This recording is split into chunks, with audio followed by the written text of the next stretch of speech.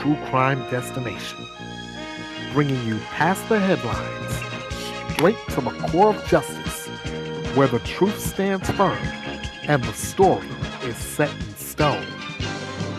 This is The Final Word.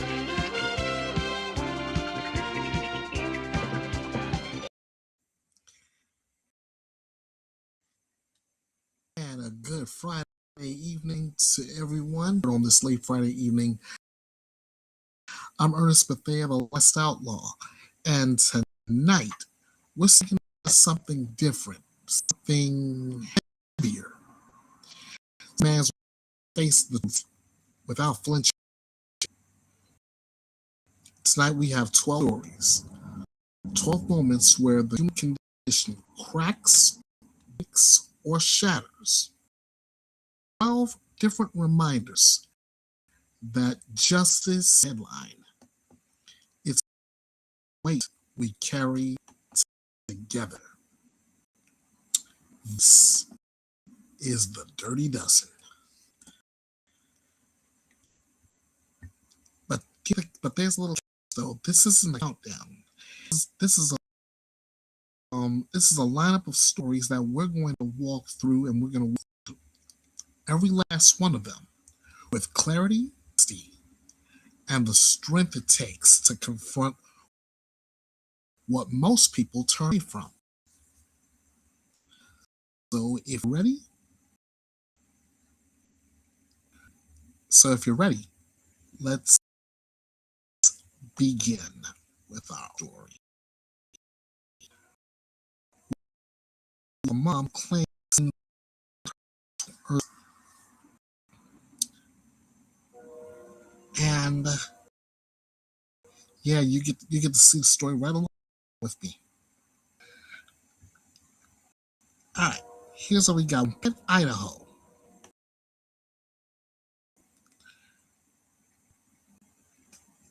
On the hand side of your screen, you see in the area Shaw. 23-year-old pleaded not guilty first-degree murder in the deaths of 18-month-old twins known only as DS and TS.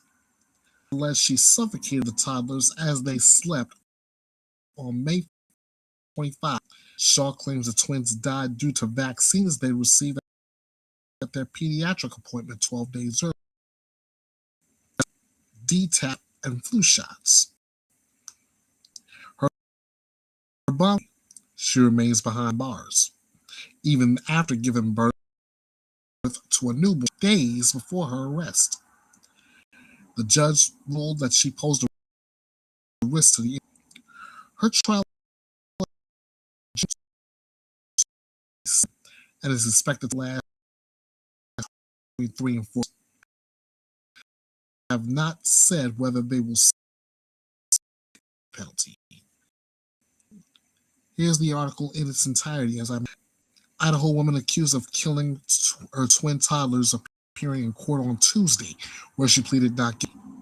23-year-old Andrea Shaw charged with 2 counts of first-degree murder of 18-month TS and DS in court document. Shaw silently at Tuesday's brief hearing as her attorney pleaded on her behalf and asked for a trial date in early January.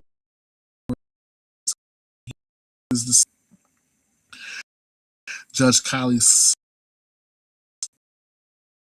scheduled to begin on January 11, 2020. And defense said they'd expected the trial to last 3 to 4 weeks. In July, months after the deaths of her children, and identified as DS, both from on May 5th. Accused Shaw of suffocating the victims as they slept, but she the result of that received after 18-month check where they died. At that doctor's visit on April 23rd, 2025, children were hepatitis A, diphtheria, tetanus, and as well as a flu shot. An affidavit previously submitted to the court said that his mother-in-law had been concerned with twin shots. Bars previously to reduce her $1 million bond and instead revoked completely. Part of Shaw's reasoning for wanting to be released from custody is that she has a new 5 days before her arrest. That Shaw safety and should she be released. And Shaw's attorney, Joseph Phyllis, told local station KTV that's to revisit the issue of bond, but he's pending reports. There are samples before they produce a document. The prosecutor and I worked on having a transfer of the physical evidence of the children so that our experts could examine quickly and in other way. Prosecutor not yet announced whether they will seek the death penalty for Shaw. Now, I told you I broke down the story and I've gave you the breakdown.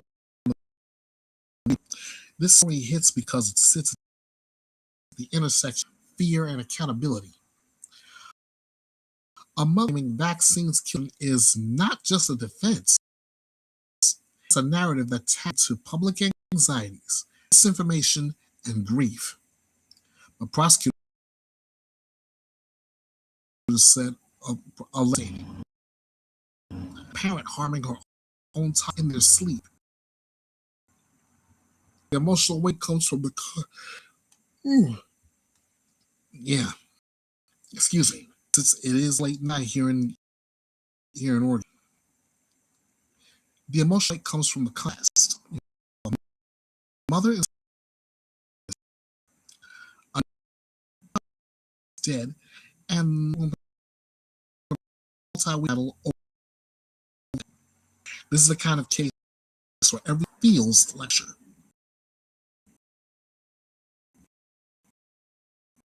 And enough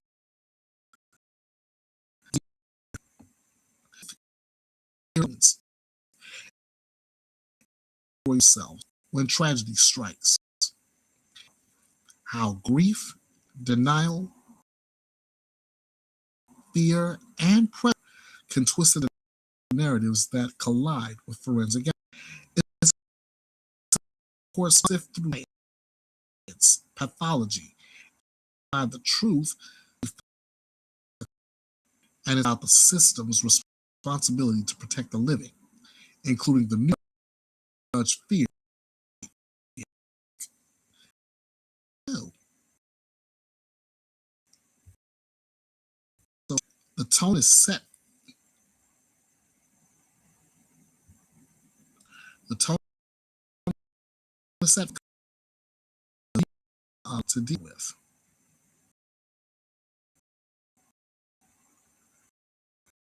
We have to deal with, and I won't say we have a short time to do it. We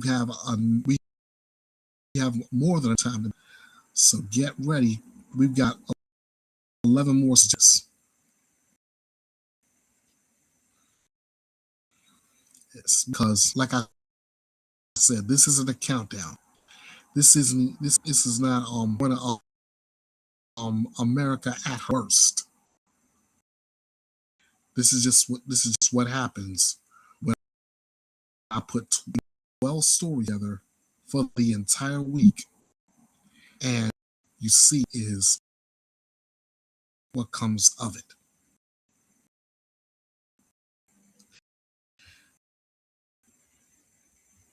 Now, in this you don't normally hear a defense saying he wants the penalty. Normally, in this one case, it actually does.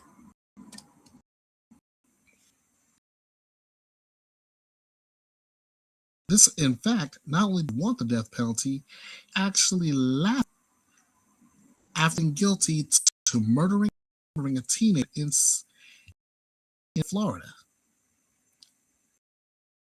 Before I bring the article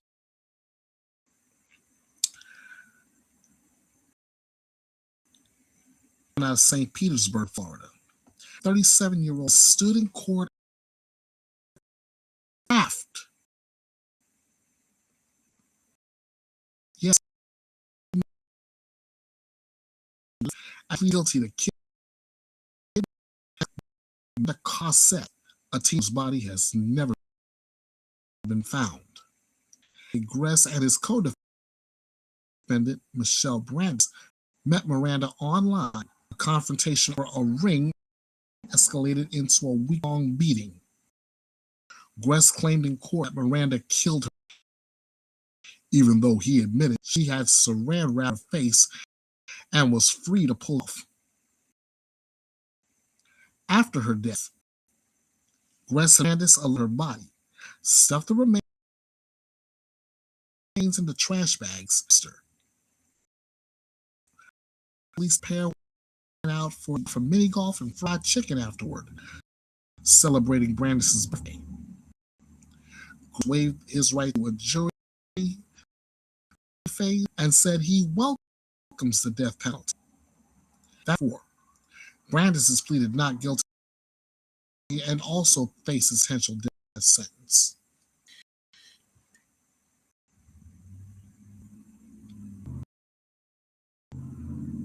Yes, ladies and gentlemen, and said he was the death penalty.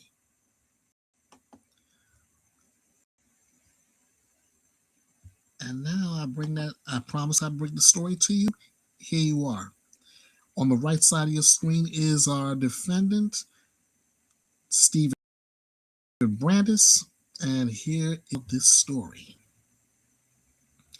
A man may face the death penalty after pleading guilty to charges that he kidnapped, murdered, and dismembered a missing teenager whose body has never been found.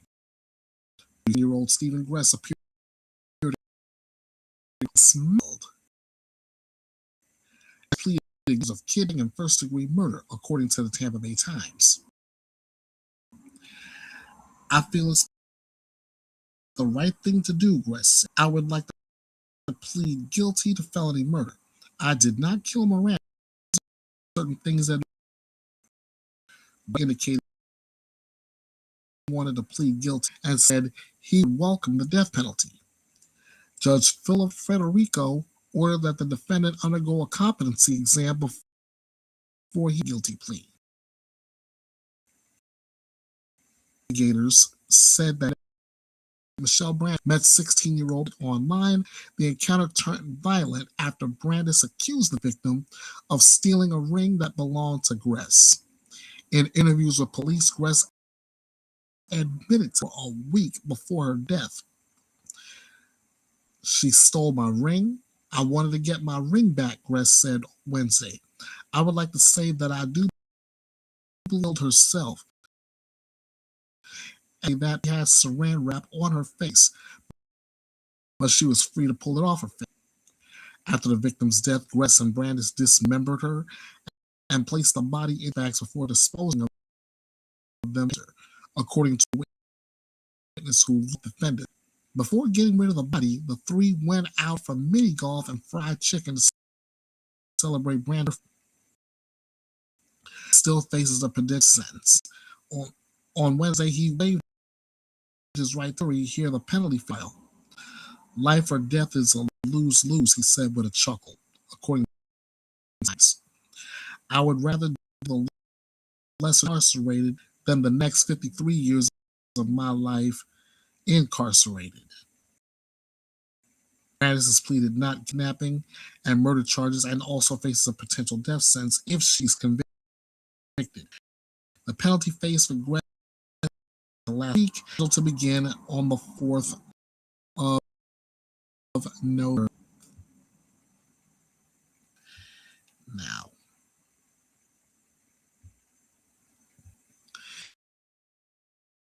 Now,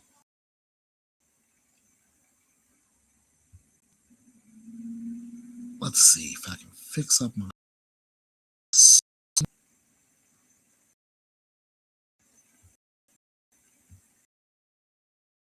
There we go. Let's check out the impact of this story. This story hits its number.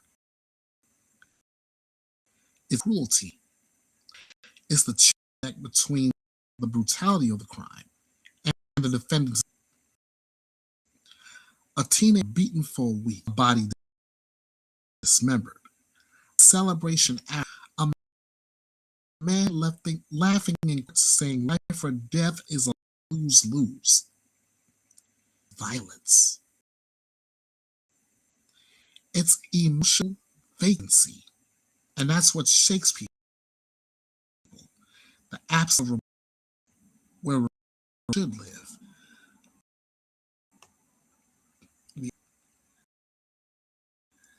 The truth is a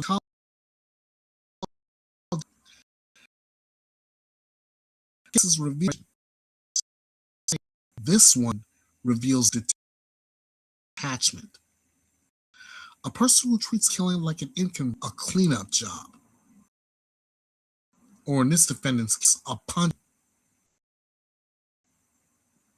It also explains the digital vulnerability of teenagers' lives, volatility of unstable adults, and the way violence can escalate from accusation to with terror. And the defendant, who isn't fighting for his life, he's. This story just doesn't go, and it is totally corroded.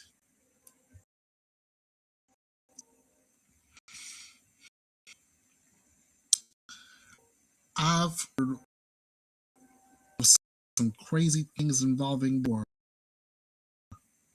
but he's literally laughing off. He's literally laughing it off. He wants he wants probably the next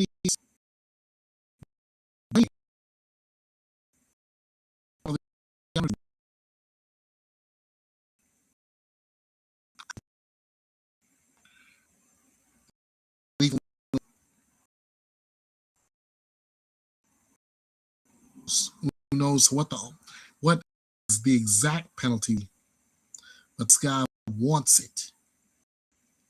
We'll figure that out. All right, let's see what next. According to prosecutor Carmelo Anthony, the track fantasy about the stabbing and licking the blood or blade. Now that, my friends, is disturbing.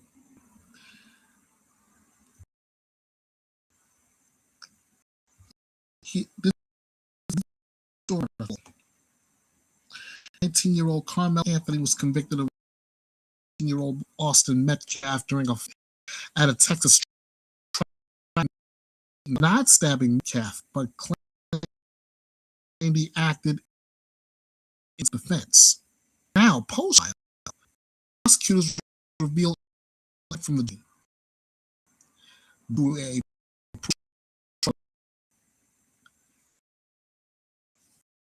text message about stabbing someone, blood off the blade, documentation knife, a juvenile, and an ex-friend officials. She was afraid of him. The defense is fighting for the judge hand missile public access, sealed motions. A retired judge now reviewing the motion. Anthony is currently serving a 35-year sentence.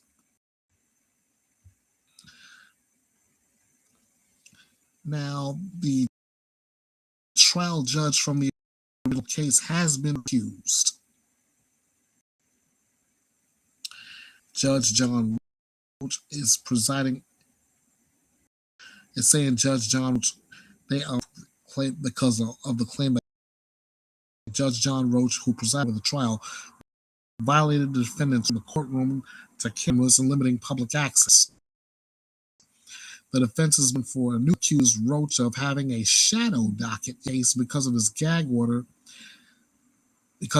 sealed all pre-trial and hearing documentation from public. The defense motion also mentioned agreement. Has pledged they would try the case based only on what intent that day, with neither side offering reputation or conduct evidence concerning either the victim. That agreement was never written out. The defense said it plenty testified. Prosecutors signaled that their agreement would be voided if the defendant took the stand. I certainly wanted him to testify, Prosecutor Bill Worski said on Thursday, according to a report from station WA. Better business than a testifying defendant, Worski, saying that there was no violation of the agreement and besides benefited from the evidence that was with it. That evidence, he said, included text messages in which I mentioned before, which fantasizing about stabbing someone and licking the blood off the blade. Watch reported that. On Thursday, that Anthony had documented a session with knife and fight history of not keeping his hands to himself, according to local station KDFW. Another evidence that wasn't introduced, Worski said, was evidence that Anthony's ex-girlfriend told a vice principal that she was scared. WFAA reported that Anthony's defense said it had a dozen witnesses testify in support of its motion for a new trial. Among them were Collin County Publication Officer who claimed he was fired at allowing video in an empty courtroom and answering logistics questions from a woman. Retired Judge Michael saw the hearing and warned it could extend into today, and possibly it might have. So that's partly of where I'll leave off as far as where that. But I want you to take a look at feel the impact and undercurrent of this article. The story hits because it exposes the gap between what a jury hears and what a defendant carries inside. A track meet is one thing. A teenager fantasizing and tasting blood is another. The public sees a moment, the courtroom sees a pattern. And that's what shakes people. The realization that some acts of violence aren't spontaneous. They're the collection of thoughts one has rehearsed. This isn't just a murder. A window into a mind that was already imagining the aftermath. And the deeper truth here is about it versus this distinction every day. Did someone snap? Or did someone step into a moment they'd already pictured? The case always is the tension between transparency and procedure. Whatever you see, What agreements should bind prosecutors and defense? What his decisions shape the narrative? And beneath it all is the haunting reality the teenager devil event, a place meant for competition, not carnage. It's like the last story wasn't disturbing. It is this one, but this one forecasts a foreshadowing, if you will. We are still in the days that's to come. Next up in our Dirty Dozen is one for the file. This tells the defendant, you are nuts. The judge shows no mercy for that killer with a hit list. Out of stunts,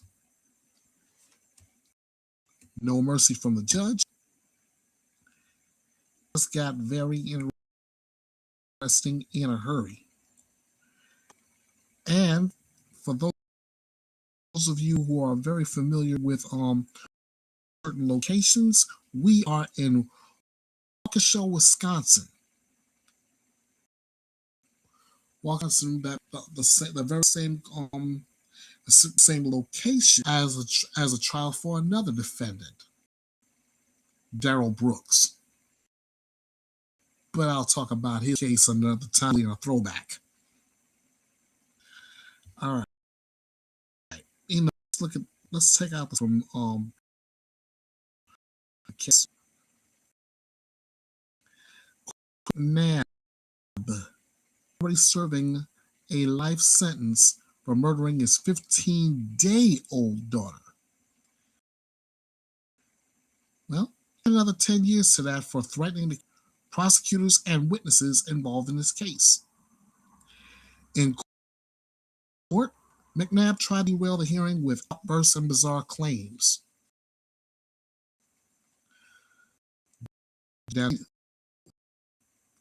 His line is one that defines this entire story. It was simple, devastating. It hit like let's just say for the sake of this, it hit like a sledgehammer. A lot of stunts.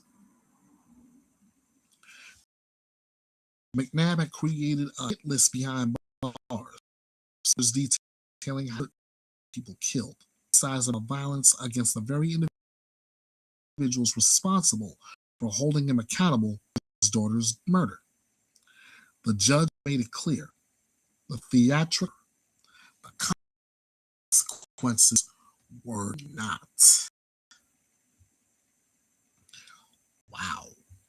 That's just. Can you imagine what the actual article sounds like? Imagine no longer.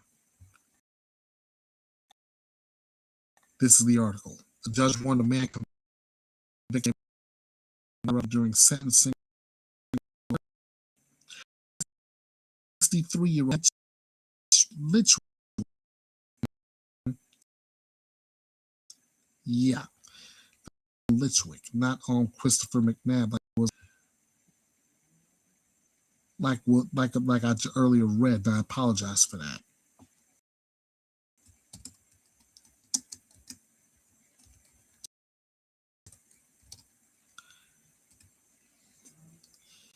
Yeah, he was convicted of first-degree intentional homicide and hiding a corpse in the death of his neighbor. Oh, wow.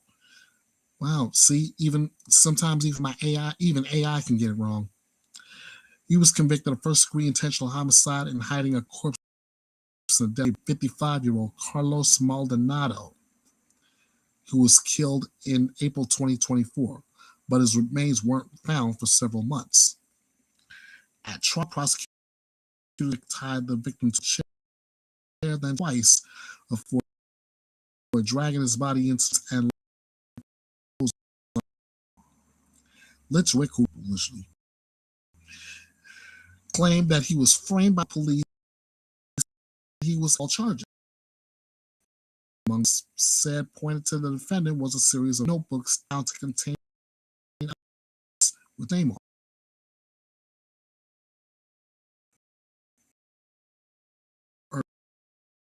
Much with without the possibility of not only the crime which he was convicted, but also his behavior.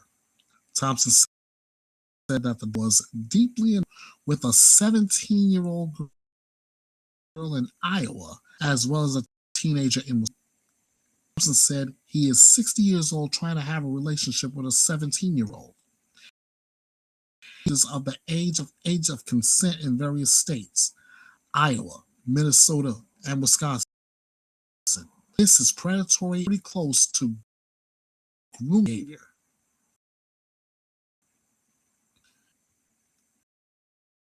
Interrupted several times as Thompson spoke. He yelled, "I am tribe. I refuse to listen to this." As Thompson detailed the defendant's story, Thompson noted Thursday refused to pay in his trial despite representing himself pro se. He would keep his head down. The court noticed that one pulled up paper in his ear. What out of that tantrum, suppose, was a medical examiner's testimony.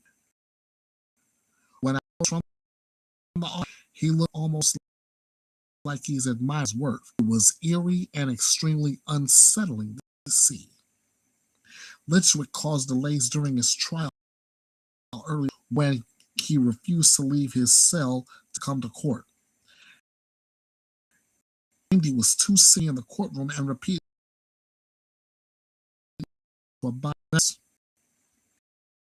Maldonado's daughter was emotional as she addressed the court. At the end of the day, this shouldn't have happened, and I think the defendant tried to play God, and I don't think anybody has that. My dad was supposed to be here. My dad lived from cancer. I called dark day for justice by declaring again this matter. At no time have I ever killed anyone, Litchwick said as he addressed the court on Thursday. My trial in this matter was travestis. I reaffirm and I will fight to clear my good name and overturn this unjust conviction as long as it takes, and to see that justice is served upon those who have wrought this immeasurable suffering upon myself and upon relatives as well. Moss showed no sympathy for the defendant began to hand down the sentence. Protestation in this case are fantasies and raving narcissists. What it's come down to, he said. The stunts you have pulled are the last-ditch efforts of someone who recognizes that their reckoning is coming. And today, Mr. Litchwick, you are out of stunts. Out of options. You are out of carnival acts.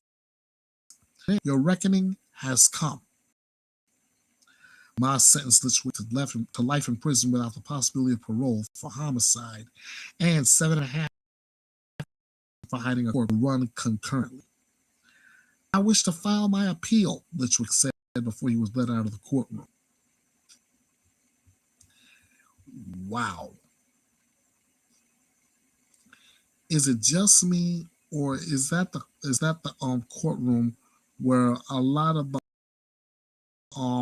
defendants go to show they're easy? So that's the best way I can put this.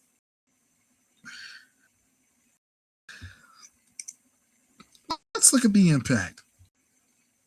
If I can. The story hits me because it's not about a new crime. It's about refusing to be intimidated. Litchwick, killer. He was a man who believed he could still manipulate the courtroom from a prison cell. He believed would give him power. He believed chaos would give him control. But the judge's response, firm, unshaken, is what makes a justice serve moment. It's the reminder that accountability, sentencing, every time a defendant tries to weaponize fear. And in the undercurrent, the deeper truth is about the limits of courtroom patience. Will tolerate a lot. They do. Outbursts, delays, disruptions, attempt to derail proceedings, but they do not tolerate threats. Litchwick's hit list wasn't. It was an attempt to rewrite the power dynamic, and the judging reassert the truth. The courtroom is not a stage. Justice performance and consequences don't stop because of the. This is why I filed this serve file. This doesn't just deliver justice; it reclaims order.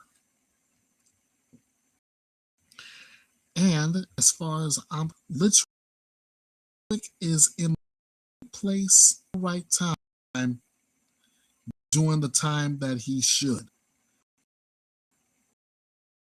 Behind without the parole, another 7.5 years. Definitely justice served and well deserved. All right, next up. This one actually, this next story can actually justice served fell too. This one is just.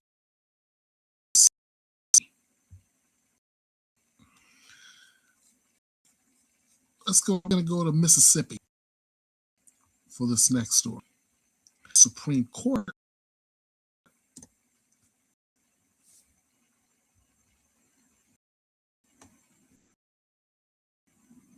Carly Gray, your appeal is denied. Here's the breakdown of that story. Mississippi Supreme Court has denied appeal of is now 16 years of age, who was convicted of killing and shooting her stepfather when she was just 14. Denied the attack. Her deadly insane, suffering from mental illness and possible medication side effects. Prosecutors pointed to her actions after the killing, removing a camera from the home, inviting friends over, telling one friend she had more shots ready for her stepfather. The Supreme Court acknowledged concerned trial judge's accelerated schedule, but found no evidence would have changed the outcome.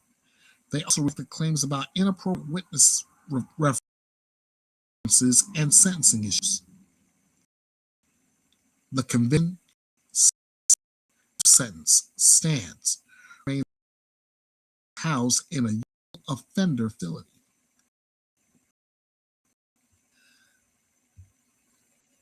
So Carly Gregg attempt shut down. Here's the article itself. Mississippi Supreme Court upheld a conviction and sentence for a teenager who killed her mother and shot her stepfather. 17-year-old Carly Gregg, who was just 14, killed her mother and injured her stepfather. At her trial, Gregg never denied attacks, but argued that she was legally the killing. Got that? Yeah, insane. But that was the was evidence to back it up. She probably would have been felony. But let's go on. It said that on March 19, 2024, Smiley had learned Greg was using a burner phone. So I say was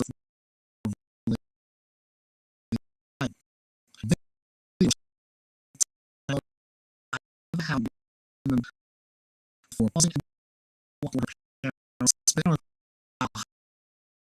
back. It's her that's some serious illness. That's from persuasion. After her death,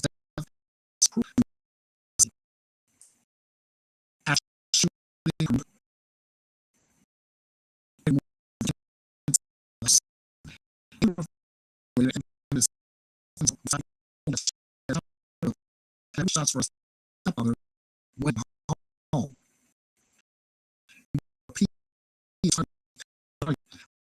Dewey K.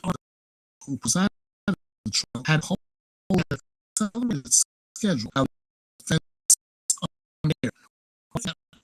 Arthur's not allowed to state Supreme Court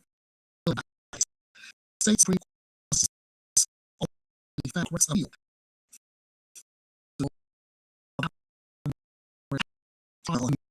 Has been defense never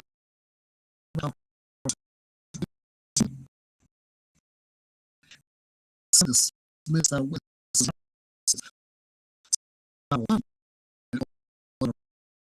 saying the error verdict and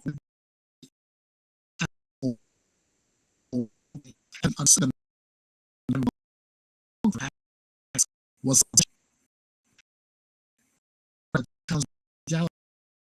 by the jury. Was given the life with a week's life.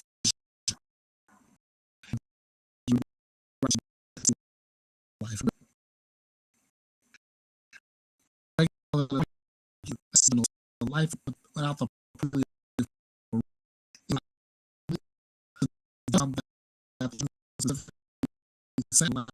parole, but merely in prison. Although jurors had the option to was given to Greg had youthful records. So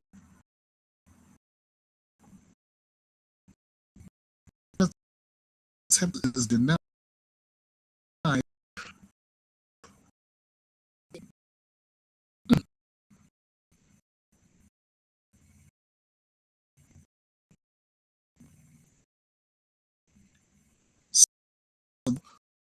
Was denied, and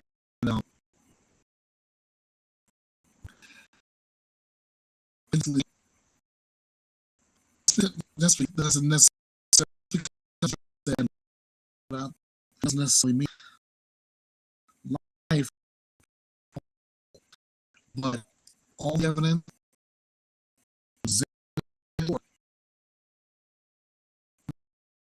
to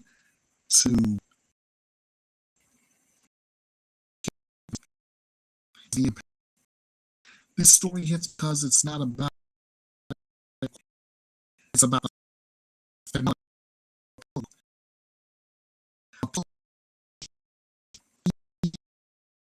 and what the following. The evidence is clear. This is awful. The defense make the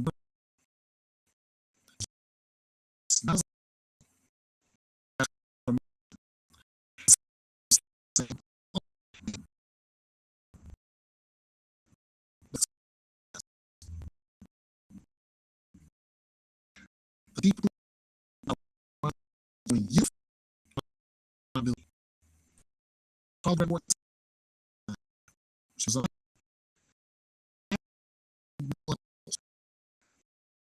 so I deliver. Come on, moving cameras, and over to kill. The public was the attention of the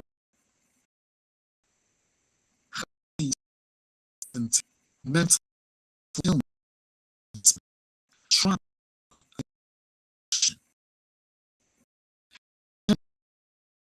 That's neither here. Don't be trust. That's a struggle. Everyone just will affirm.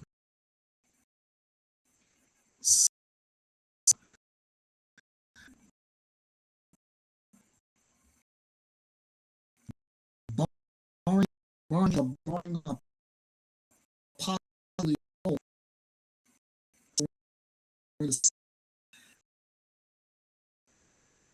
or natural and so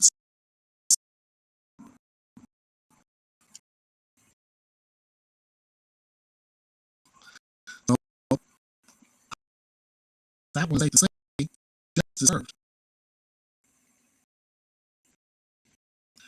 Okay. Next, I want to find you of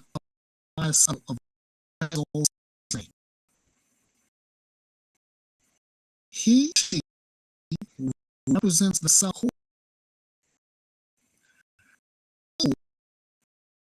client.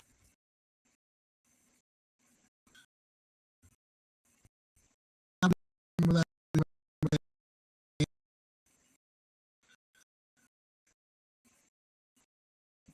this story certainly drawing opposition. All others definitely as to write himself on murder charges.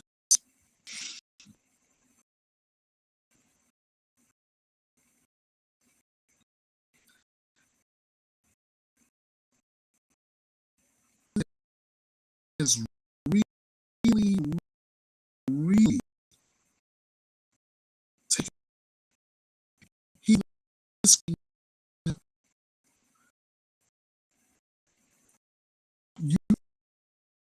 I'm game. I was game. It's that is it.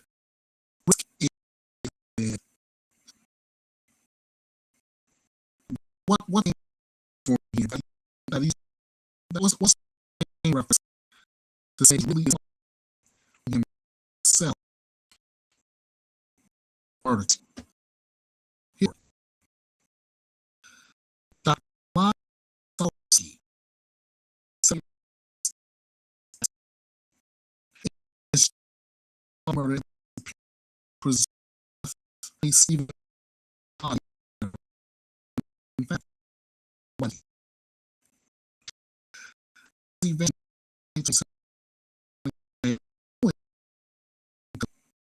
in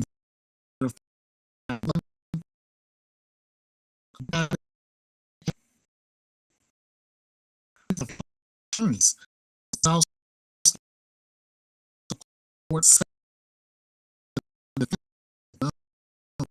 and judge himself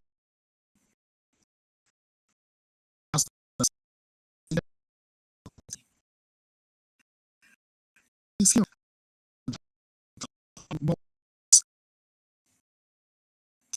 he's files a constant death penalty. Said them all. He withdrew every motion that would have protected his penalty phase. judge warned him repeatedly. His attorneys are experts in death penalty law. To reserve rights desperately need leader. Kozlowski also filed a motion delivered to the prosecutor by his mother as witnesses for a chain of custody issue in his truck.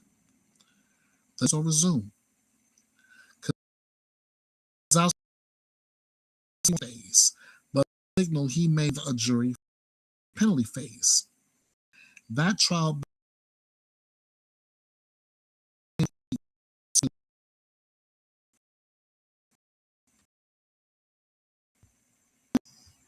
this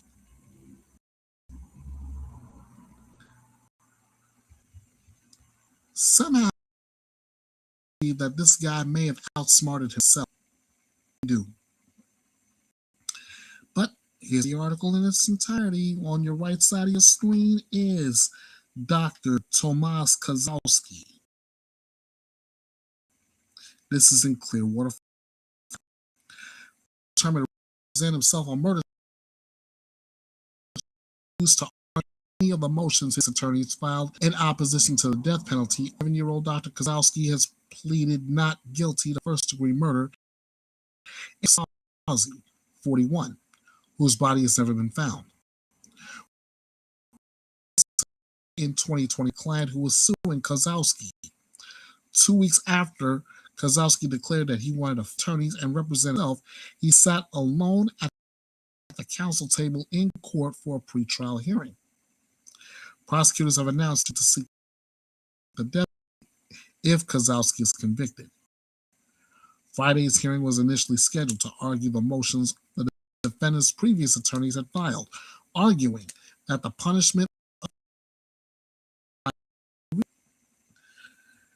to be honest, these are standard death penalty motions, and the advantage of going forward with those, argue them later. Judge Joseph Bologna explained to Kozlowski on Friday. And if there's a change in the law, you can go ahead and argue them at the point that the law changes. He repeatedly urged Kozlowski to let his attorneys help him. You understand that Bologna said, first in death, he said yes. Understand? So you still want to represent yourself for today's hearing, which be motions to exclude. Yes. Kozlowski then announced, I move that we strike them all and add motions to the bucket. Although the defendant had no interest in pursuing motions, he said he wanted to file a motion to re-depose witnesses in his case. Vonderheide saying that because e-filing wasn't available, the defendant's mother had handed it to him. Kozlowski said he wanted to depose 4 people because in one person's statements about the chain of custody of his vehicle. Nobody followed the truck on the way to the processing garage, he said, and that was very clear. Investigators said a search of the truck in question yielded blood in the pickup's bed and in the cabin. Bologna said he will allow Kozlowski to depose the witnesses over, while Kozlowski confirmed that he wants a jury trial to determine whether he is guilty. He signaled that he would like to waive the jury for any potential. Bologna said that the issue would be revisited at the end of the guilt phase, if needed. That at the point he would also check whether Kozlowski could continue representing himself. Kozlowski's trial is scheduled to start with jury September 14th. Wow. Now, again, I remind you of that saying, he who represents himself in court has a full client. The judge tried to talk him out of representing himself, but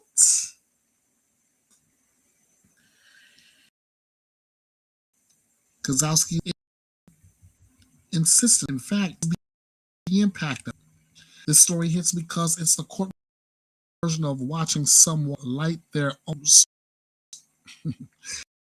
So that's so true. A man facing the death penalty sits alone at the counsel table, withdraws every designed to protect him, and insists capital litigation solo. Ladies and gentlemen, this is not its collapse. It's defendant intelligence for expertise. Expertise, ego. It's the judge doing everything possible, as I just said, everything possible to warn him before the consequences become. And this is like the third time. This is the proverb made real. A defendant who represents self has a fool for a client. I don't normally call defendants fools, but in this case, it's about the psychology of self-representation. Defendants choose it because they distrust the system. Some choose it because they crave control. Some because they believe they're smarter than everyone else. But capital cases are not debates. They are labyrinths. Procedural, constitutional, forensic, strategic. Kozlowski is just walking into that labyrinth alone. And the system is documenting every warning, every refusal, because if the case reaches the penalty phase, the record will show the judge tried to save him from himself. This story just foreshadows. Now, guys, I'm not a betting man. So, man, I'm gonna go do certain things once. So, mark this down because the clock has just hit midnight. It is now Saturday, August 22nd, 2026, midnight. Ernest Bethea, the outlaw, is predicting Dr. Thomas Kozlowski is overwhelming against him. The jury is going to be guilty despite representing himself. Thomas Kozlowski death, and mark my words when I say very one blessed he can do about it, because he had every opportunity, some kind of legal representation to help him protect from this penalty. And that is why I emphasize that proverb so often. A defendant who represents himself, especially in a murder trial, has a hope for a client.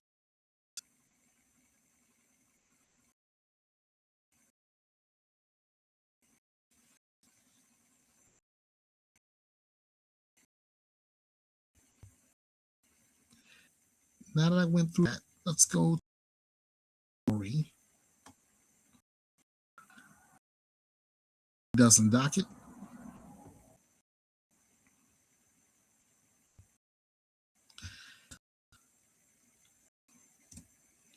The prosecution will win a fight to use occult evidence at a woman's dismembered murder trial. This is like the second story I've ever covered that may have had evidence of a cult. Here the story, before I bring the article to. Prosecutors clearly want to introduce occult evidence at the upcoming trial of Caitlin Goebel, who was accused of killing and dismembering 18-year-old Morgan Bauer. A case that began with disappearance in 2016 and didn't open until 2023. Goebel initially approached investigators claiming she had information about, but interviews continued. She admitted she was present and helped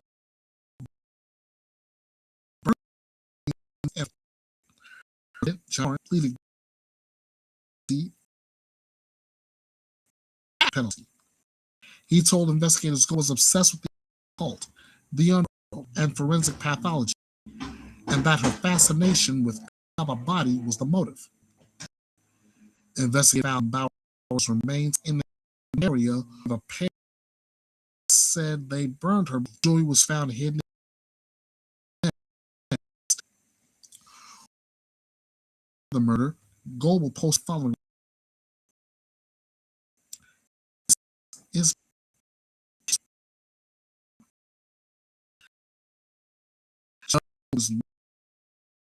Goebel's occult theory of motive and selection case kicks off on Monday. This might be one of the weirdest cases covered.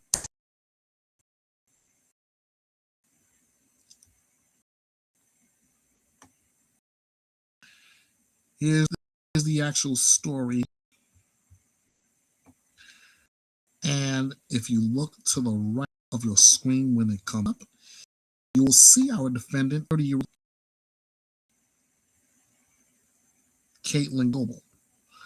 Let's see, we got a couple people in our stream watching. Good to have you.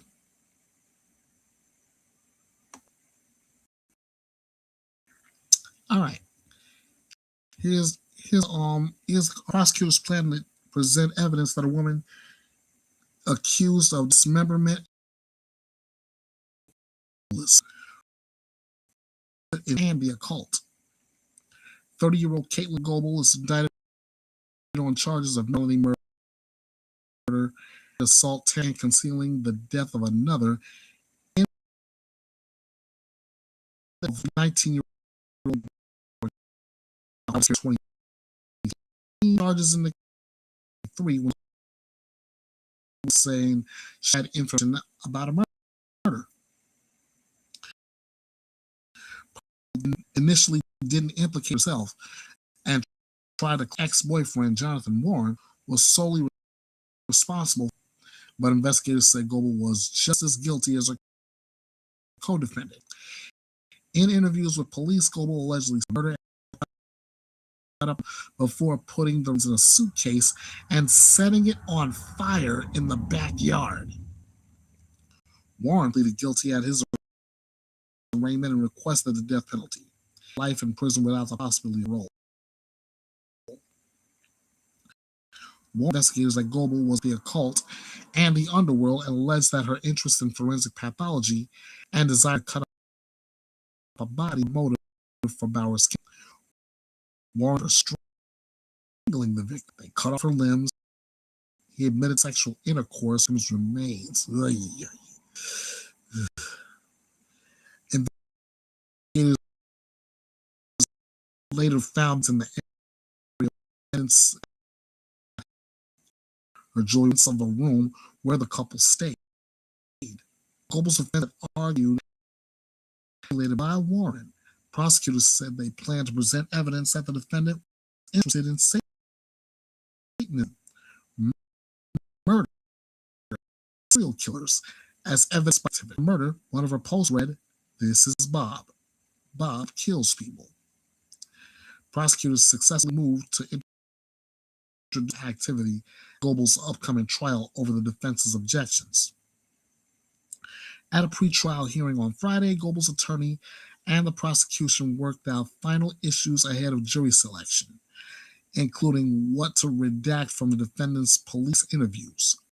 Both sides agreed to redact all mentions of character evidence relating to Warren's past. Judge Joe Bishop granted the defense's request to redact portions of the video referencing Goebel's drug use as well. Despite Goebel's statements that she was out of the murder, her defense said on Friday to sue a battered person syndrome offense or insanity. Jury selection.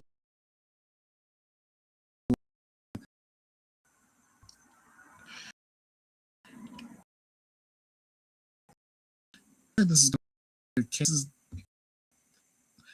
and the impact. The impact backs that the story hits because it's not just about a kill, it's the psychology behind it. A teenager disappeared. A woman claims only witnessed the murder. Evidence suggests she participated. Prosecutors say her fascination with Satanism, murder, and serial killers wasn't just a hobby, it was a blueprint. Evidence doesn't prove guilt by itself, but it paints a picture of someone who didn't stumble into violence, someone who may have been drawn to it. This is the kind of case where the motive is money, jealousy, or rage. It's curiosity turned lethal. And the undercurrent, the deeper truth here is about distance themselves from their actions. Goebel claims her ex-boyfriend Warren manipulated her. Warren claims Goebel was obsessed with death. The evidence suggests they both and both implies their roles. The occult evidence matters because it reveals the three eyes in this case: intent, interest, and identity. It shows what Goebel was thinking, hosting, and celebrating around the time of the murder. It forces the jury to confront a chilling possibility. This was just a killing. It was like that matched a fantasy. This is the kind of story that just doesn't disturb you.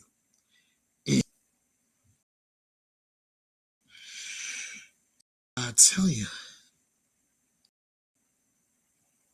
I have covered stories. I have covered stories like this before, but nothing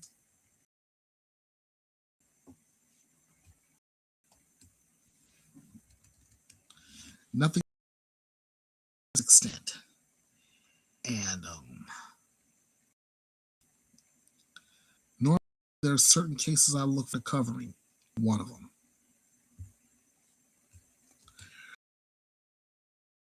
Oh boy. Moving onward.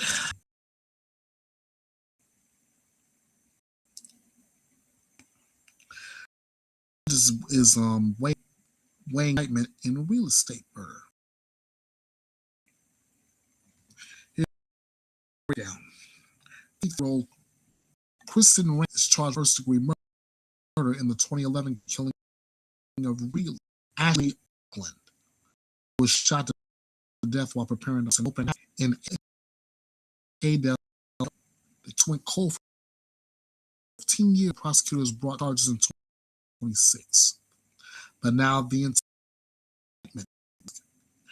Attorney Alfredo Parrish the grand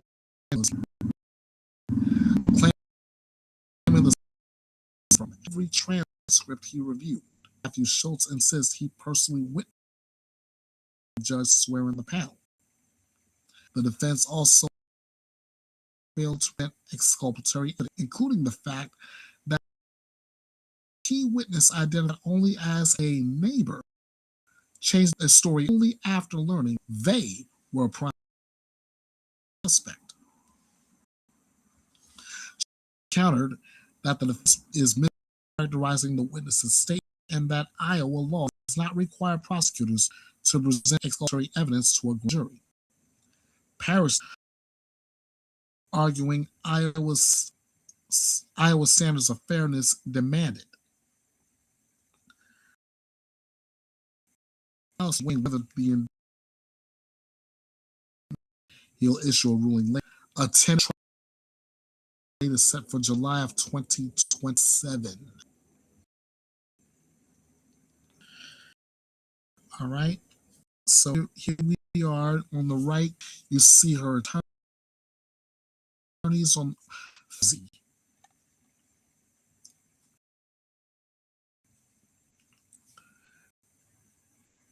Everything I just covered in that breakdown in the article. They also said Judge Coleman at the very end of this thing said he would take argument advisement and issue a rule later. Either side wants to submit a motion for July 15th. So there are challenging they're basically challenging whether the grand jury was sworn in. One side said the papers they weren't. Another side says I actually watched a judge swear grand jury panel in. Which way will this go? Will this in the direction that the be dismissed? Let's. The story hits because it's not about guilt or innocence. It's about process. At an open house, a cold case revisited after 15 years. A different, and now a judge to say whether the entire case was built on a flawed foundation.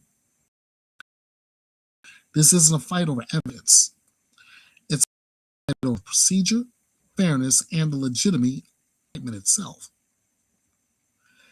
And this is what makes people. The idea that a murder case can rise or not on what happened in 2011, but on what happened in a grand jury room in 2026. That's justice under a microscope. Truth is about the fragility of the justice system. Yes,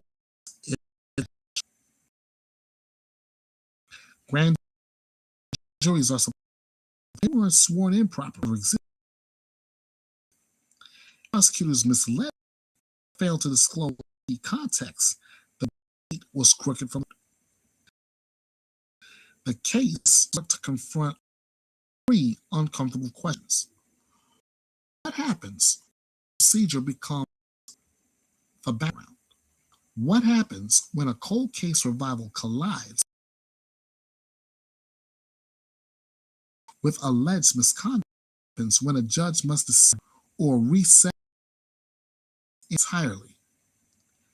All of that is the memory of went to work one morning and never came home. Another story that just disturbed, but in this case, it destabilized.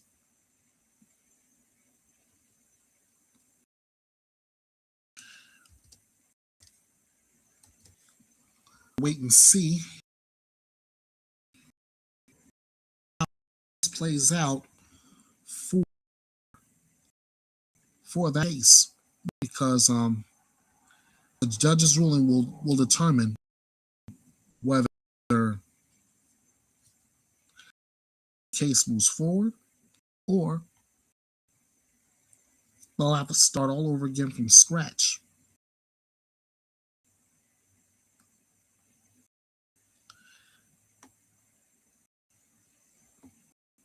Okay.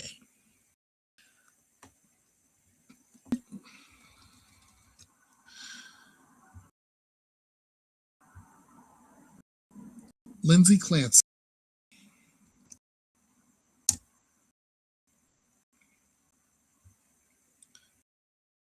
The defense rests for that.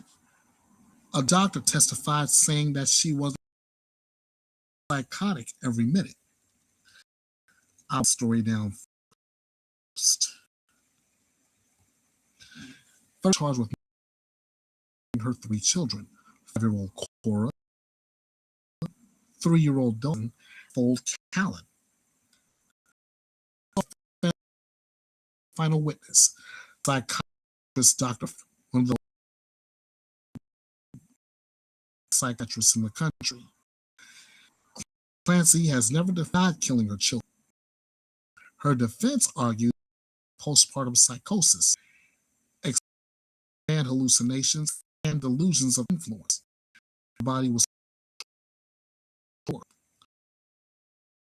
Resnick testified that psychosis can wax and wane when telling the jury she wasn't frankly psychotic ever.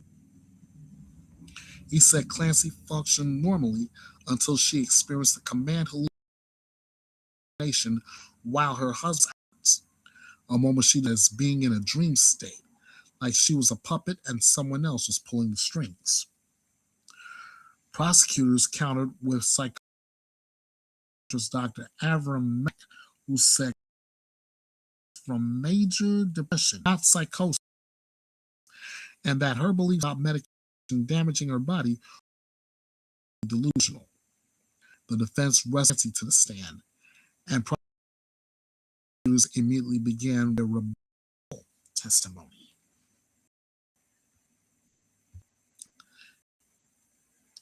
This one has been going on for weeks,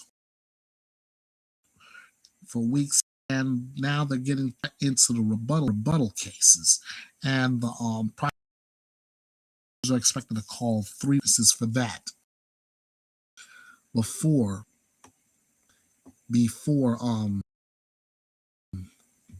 arguments.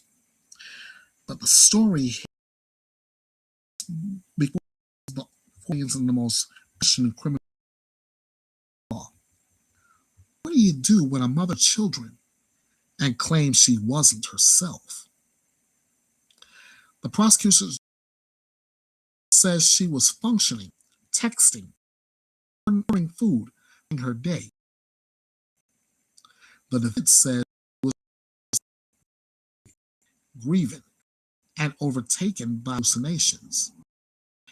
And the jury must decide whether the harm was or intent. This case is people because it's not clean.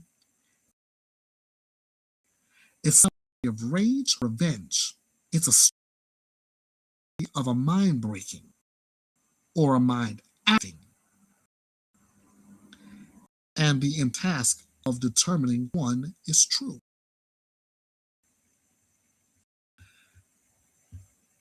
And I did not show you the article. My bad.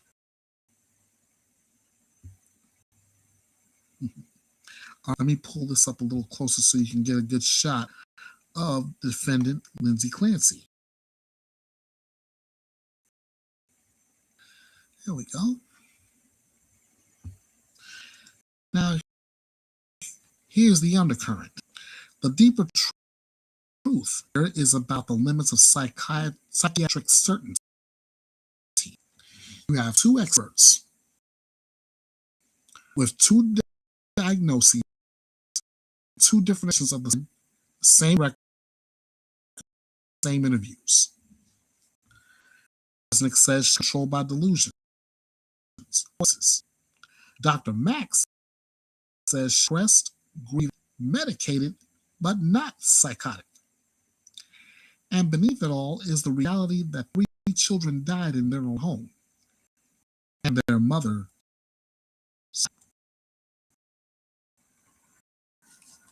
This is the justice system to confront the hardest question it ever faces. When does mental illness excuse? When does it explain? And when does it fail to absolve? It splits the ground beneath your feet. So the case will continue come Monday with the prosecution's 3 rebuttal witnesses. And then I believe for those 3 rebuttal witnesses, it will be closing arguments for both sides and the appeals. We'll find out, we'll hold conclusion.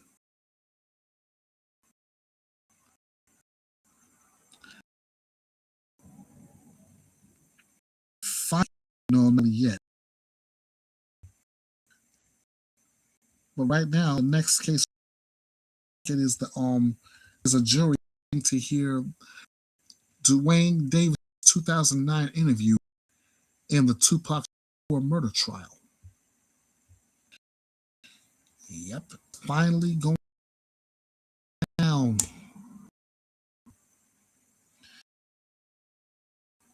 Here's a and lucky. I have no video to play.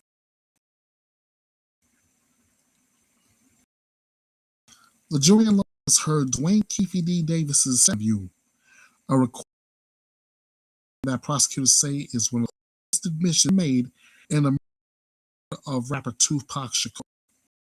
Davis' degree murder with a weapon, orchestrated in the 1996 that killed the then 25-year-old rapper Strip. In the 2009 interview, he was in the passenger seat of the white Cadillac that alongside Tupac's BMW. Nephew Orlando Anderson was back seat. Same person who had involved with Tupac members record. Detectives asked Davis who fired the shot. Davis didn't name the shooter directly. He did say, "I don't say who did it. Who did it?" He also described retrieving a gun from a before the shooting. Prosecutors were repeatedly incriminated himself over the years. Views in a memoir and in conversations, and that he was the mastermind of the retaliation killing. Attorneys say Davis exaggerated his role to boost street credibility and that the state has no physical evidence tying him. The trial is expected to last.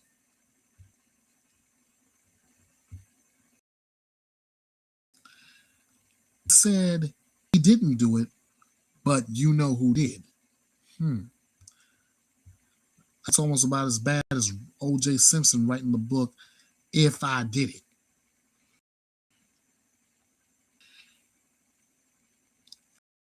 I mean, this he waited and waited and waited. We're finally gonna have some kind of conclusion. We have just completed day 5 of the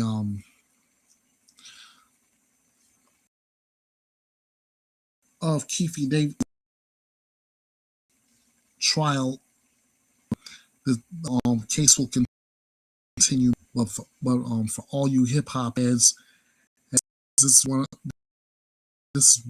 one of the of all time, including at time's death. He had released 4 studio albums, 6 Grammy song "How Do You Want It," California Love, which debuted after his death, reached Hot 100 chart. Pac was let's put it like if I'm getting my music history right. How Do You Want It featured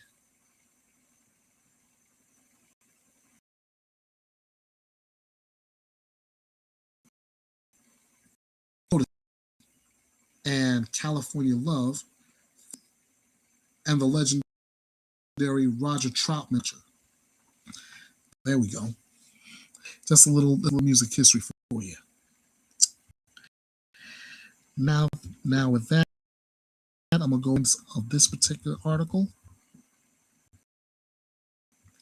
The story hits. It's not just a murder trial.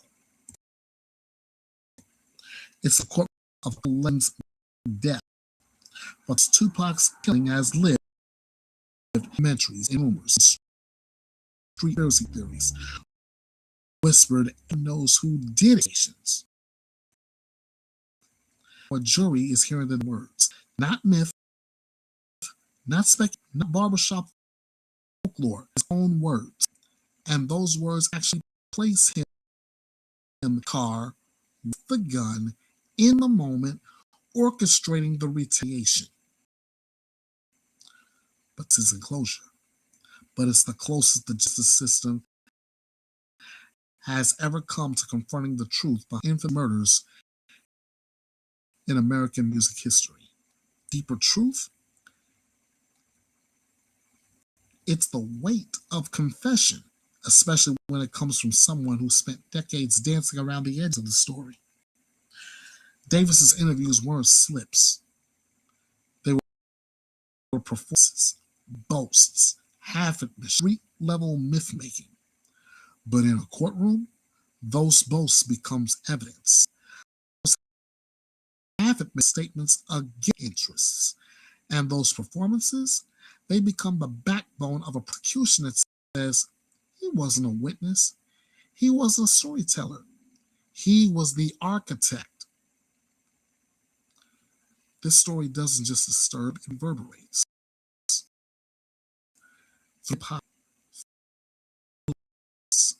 Through every person who remembered they were the day to.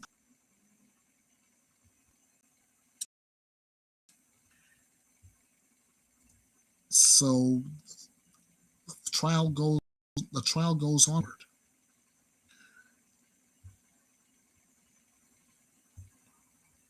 And we may not know exactly trigger man's, but his own admission, we know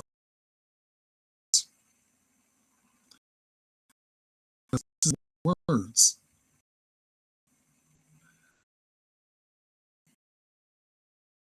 Whatever life Keefe had hid behind bars.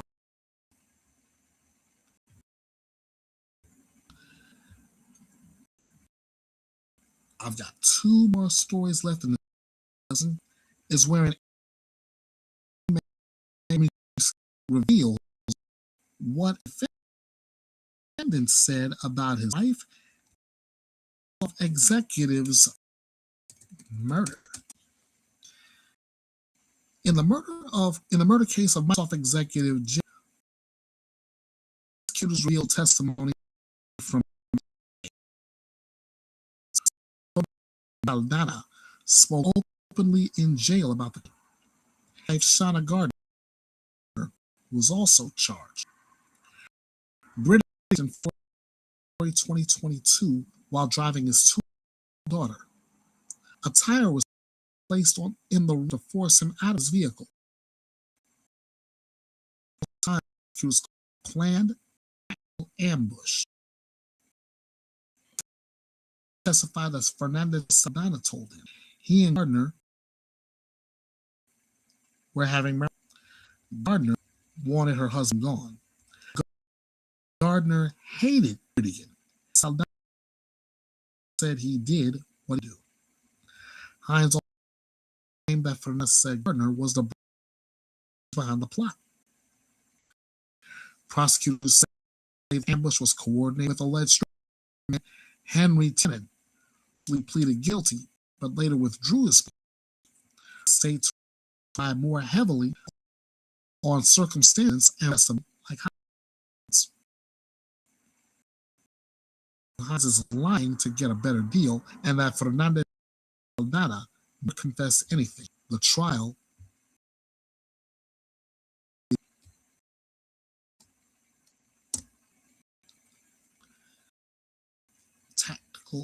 tactical ambush.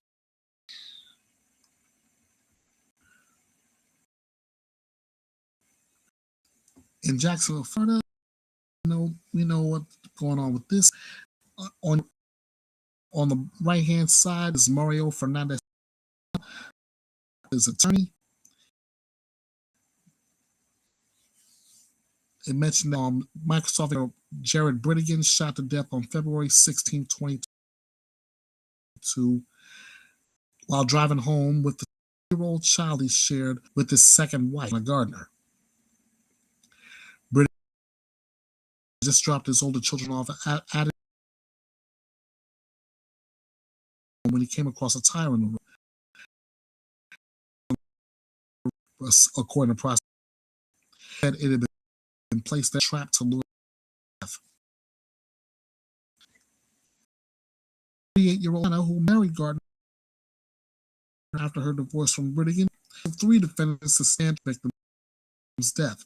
They say Fernandez and Gardner conspired together to hire a gunman to kill.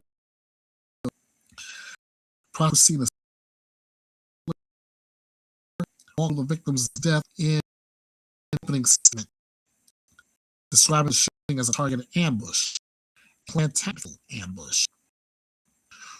Britigan got out of the car with the tire. Civil said 4 shots were fired from a figure in the darkness. 2 of the bullets went into Britigan's car, narrowing the 2-year-old in the car seat. The other 2 killed Britigan, who left face down on the pavement. The 2 people see what happened and found the child in the car. It was shaking. Said the child allegedly went and saw something happened to my daddy. I heard my daddy's hurt. My dad's on the ground.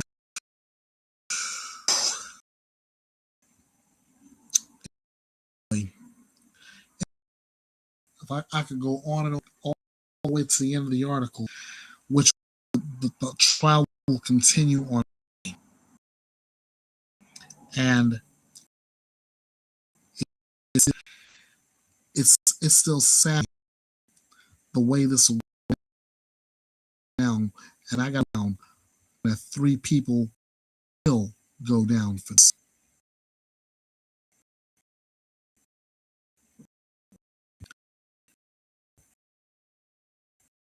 But it's a wait and see case.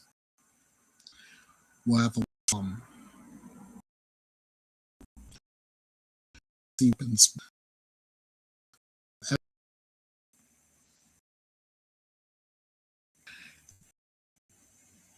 And before I get ready to put the nail in this final story hits, because it's the internal voice of the case, not the evidence, not the forensics, not the text, but the alleged admissions of accused a murder for hire. It's the kind of that jurors don't. A defendant allegedly saying wanted her dead.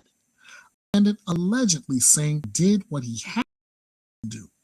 A defendant allegedly describing her as kind of testimony process operation has evaporated. This isn't a murder case. It's a story of resentment, custody battle match that prosecutors say turned into a conspiracy. The deeper truth here is about the danger of becoming public evidence. Inmates talk. Some exaggerate because they hear it. But when the cases land in the courtroom, they become the narrative. Part of the SAG prosecutors use to show motive, intent, and the audience to ability and response. It wasn't chaotic. It was planned, discussed, kinds is justified in the defendant's own. Another disturbing story, but it doesn't just disturb. It tightens the frame around the British case, and so the emotion, and it sets the stage. Coming next, the emotional editorial impact of this 12th and final story. I've given you bone chilling. I'll call it bone chilling case.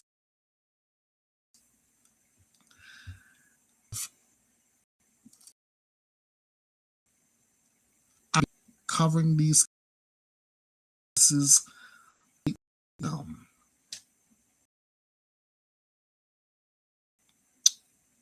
I would ever be surprised by a case until today. This one actually broke me because I covered this story a couple of ago and I think positive to come out of it. What I got instead shook me a very core.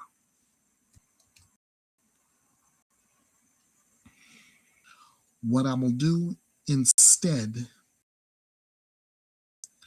of coming from breakdown, I'm going to bring the article to you.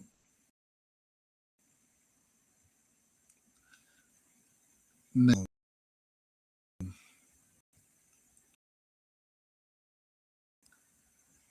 this one shook me to my core, and I believe we are in Lexington, Kentucky. A former University of Kentucky cheerleader in court as she admitted to killing a newborn. 22-year-old Laken Snelling had been a member of the university team for 3 seasons when a dead infant was closet wrapped in a towel inside a trash bag. We remember this. Snelling, who has been free on a $100,000 bond since her arrest in 2025, appeared beside her attorney on Friday morning as she changed her plea to guilty on charges of first-degree manslaughter, tampering with physical evidence, and killing the birth of an infant. Through tears in court, Snelling said, "I was under a lot of emotional stress and my baby came unexpectedly. And instead of helping it, afterward I cleaned up and didn't help anyone." Judge Diane Minifield prompted her to elaborate. "Tell me, when you said instead of helping him, you did what?" She replied, "I ended his life." I want to let that sink in real quick. The judge asked her, "Tell me, when you said instead of helping him, you did what?" Snelling's reply was, "I ended his life." Phil asked, "How did you end his life, ma'am?" Snelling's reply, "I deprived him of oxygen."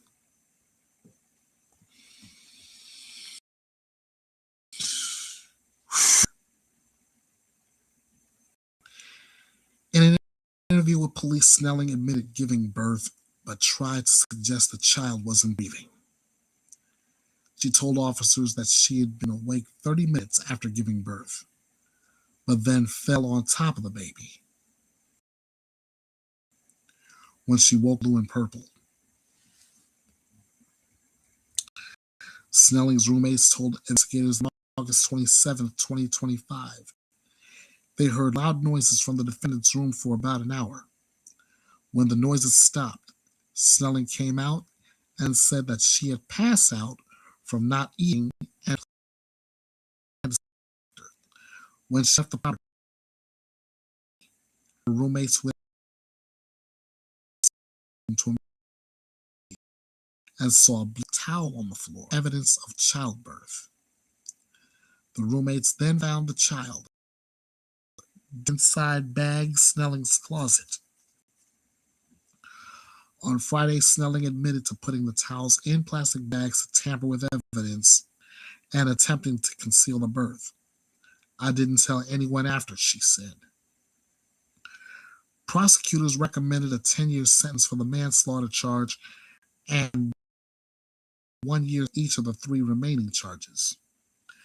Minifield says she could impose consecutively or concurrently before deferring her decision. I wanted a pre-sentence investigation to give me just a little more information about the defendant. After her arrest, Snelling withdrew from the stunt team. On Friday, she told Minifield that she had completed her junior year of college. It was last summer when she worked screen. Minifield scheduled Snelling's sentencing for October.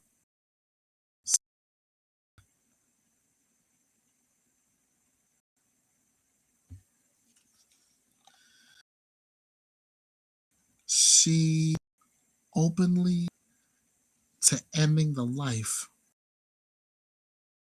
of a newborn.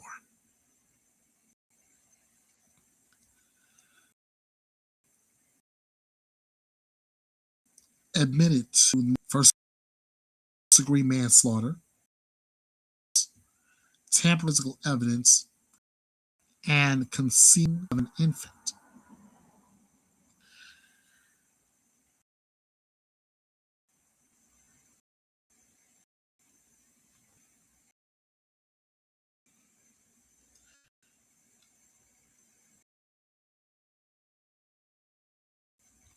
This story or conspiracy or premeditation. It's a moment where a young woman gave birth, a moment where she made a choice that cannot be,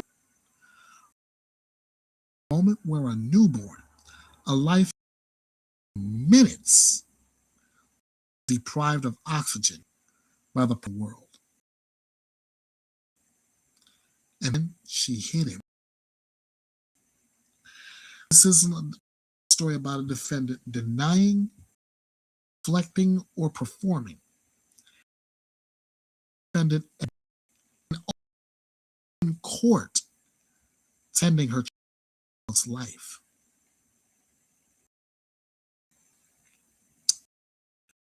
This is why it shook me. It wasn't abstract. It wasn't distant. It wasn't. It's fragile. It's devastating. And it forced all of us to confront the darkest truth of them all. Sometimes the child did on most. The deeper truth is about the collision between youth, pressure, secrecy, and decision making.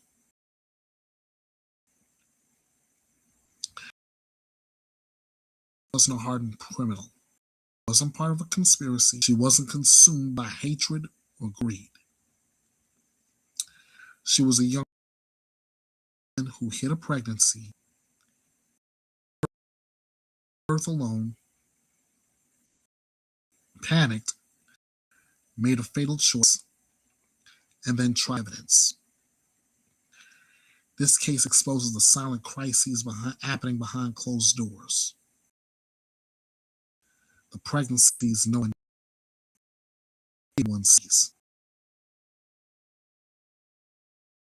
The emotional spiral. It also exposes that accountability doesn't care about age, status. The court doesn't soften because someone is young. law doesn't bend because someone.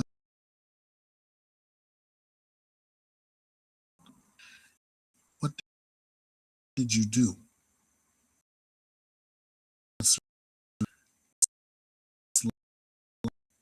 There is turning away. The story didn't just disturb, it devastated. And if anybody who paid attention to this, like I did, be devastated as well.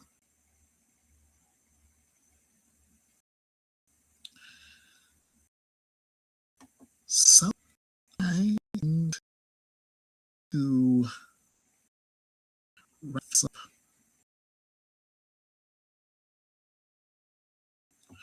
with my closing argument.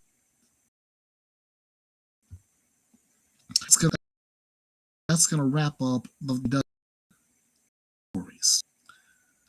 12 fractures in the human condition. 12 reminders that justice is abstract. It's flesh, breath, consequence, and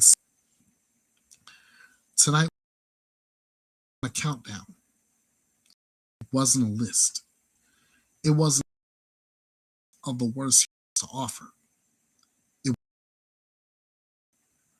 cruelty, to conspiracy, to collapse, to confess.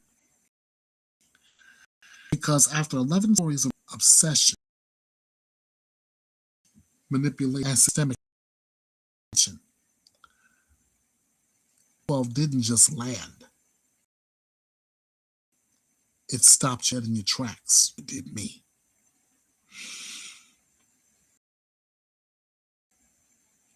Young in the courtroom is the words no parent should.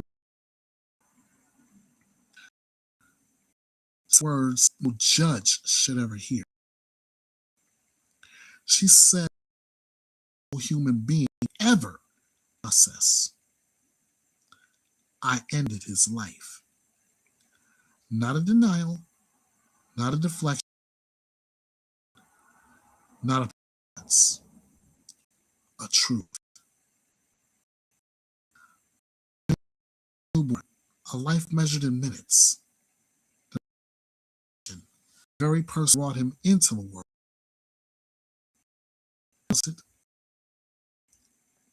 Wrapped in time, meant to erase the evidence of existence. Gentlemen, is why tonight the final word isn't about her. It's about the weight. The stories we tell, we hear, of the story we carry. Because this is about verdicts. It's about human cost behind every headline. Charge, every sentence. It's about the mother herself. It's about fantasized about. It's about the who laughed at murder. It's about the who fired his and walked into a death penalty case alone. It's about the conspirators,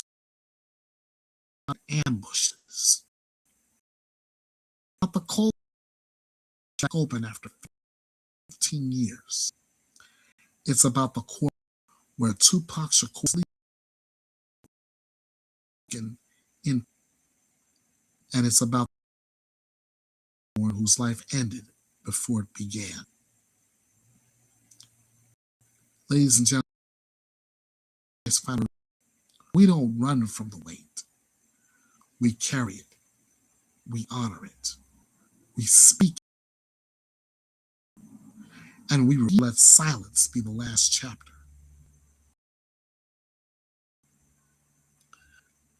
The 12 stories, one truth. Justice isn't loud. Justice isn't glass. Justice isn't. Justice is.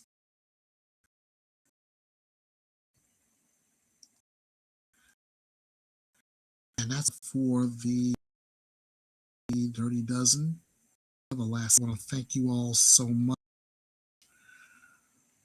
for joining me while I'm handling these 12 stories. Because tonight, we face that. I appreciate you all. Let's do this again. Same time, same place.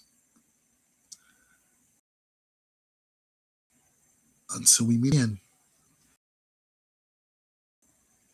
This has been the Dirty Dozen. And this is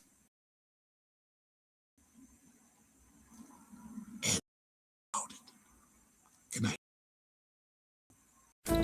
Thank you so much for joining me here at the drama-free true crime destination. Please be sure to follow BETHEA'S BYTE Reloaded all over social media and support the channel through PayPal and Cash App.